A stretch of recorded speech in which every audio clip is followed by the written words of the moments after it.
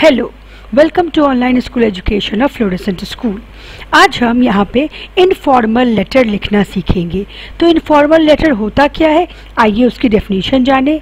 N informal letter is a non official letter that we usually use to write to our friends, family और relatives.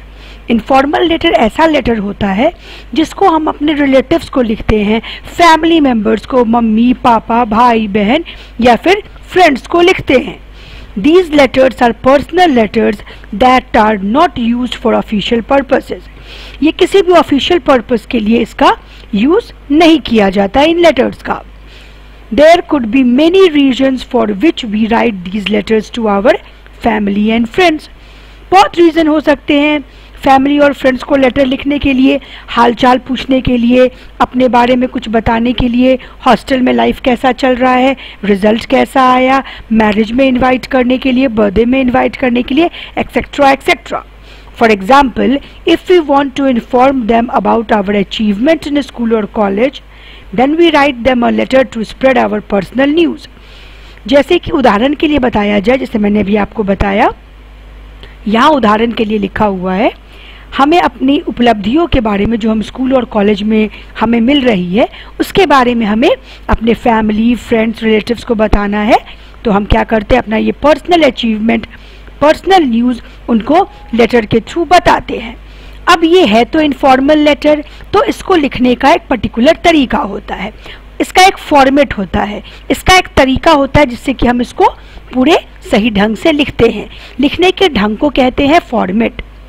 तो सबसे पहले क्या लिखते हैं हम, एड्रेस ऑफ द सेंडर। हम हुए सेंडर, हम लेटर भेज रहे हैं, तो हम सबसे ऊपर लेफ्ट हैंड कॉर्नर में अपना एड्रेस लिखते हैं। उसके बाद डेट ऑफ राइटिंग लेटर, जिस दिन जिस तारीख को हम लेटर लिखते हैं वो डेट लिखा जाता है। उसके बाद लिखते हैं सैल्यूटेशन या ग्रीटिंग, जैसे डियर, लविंग, हाय, हेलो, ये सैल्यूटेशंस या ग्रीटिंग में आता है। फिर आता है body of the letter. Body of the letter में हम मेन कंटेंट लिखते हैं, वो 2 या 3 पैराग्राफ में ख़त्म होता है।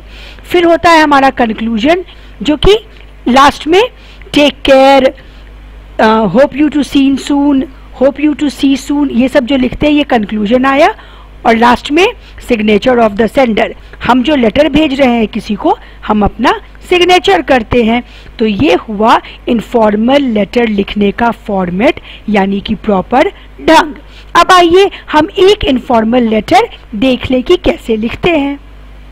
यहाँ हम एक इनफॉर्मल लेटर का फॉर्मेट देखते हैं। तो लेटर का जो टॉपिक है, जो क्वेश्चन है, वो क्या है, a letter to your friend inviting her to spend the holiday with you at your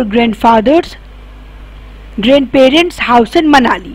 आपको अपने फ्रेंड को लेटर लिखना है, उसको इनवाइट करने के लिए कि वो जो हॉलीडेज है या फिर समर वेकेशन की या फिर विंटर वेकेशन की, वो आके आपके दादा दादी के घर पे जो मनाली में है वहाँ बिताए।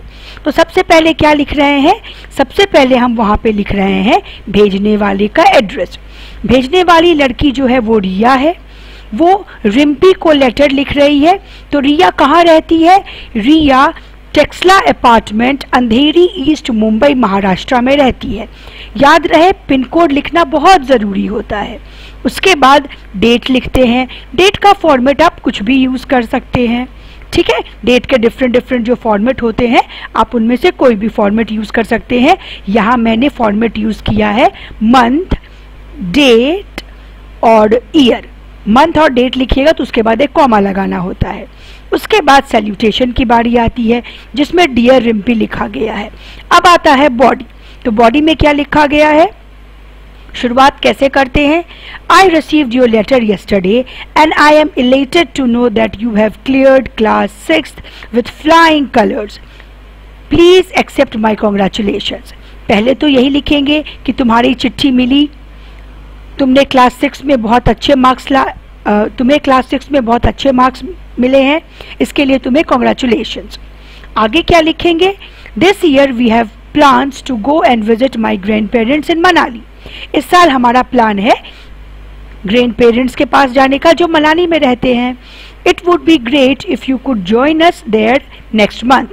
बहुत मज़ा आएगा अगर तुम अगले महीने हमें वहाँ पे ज्वाइन कर लो हॉलीडे स्पेंड करने के लिए। I am excited about the trip to the hills. Manali hilly area है, गर्मियों में तो बड़ा मज़ा आता है हिली एरिया में हॉलीडेज स्पेंड करने में। तो ये बोल रही है रिया रिम्पी से कि हिल्स में हॉलीडे स्पेंड करना बहुत एक्साइटिंग होगा। The weather will be fantastic and it would be a respite from the sweating summer of Delhi. यानी कि रिम्पी कहाँ रह रही है? दिल्ली में रह रही है। दिल्ली में बहुत गर्मी पड़ती है, तो वहाँ के गर्मी से रिम्पी को राहत मिलेगी, इसीलिए उसको इनवाइट कर रही है ग्रैंड पेरेंट्स के पास आने के लिए। The beauty of undulating hills and lush green valleys will be a sight for the eyes. वहाँ के जो ग्रीनरी है वो आँखों को बहुत प्यारा लगेगा, दिल को बहुत सुकून देगा। The local cuisine and culture will be quite engaging and you can click to your heart's content.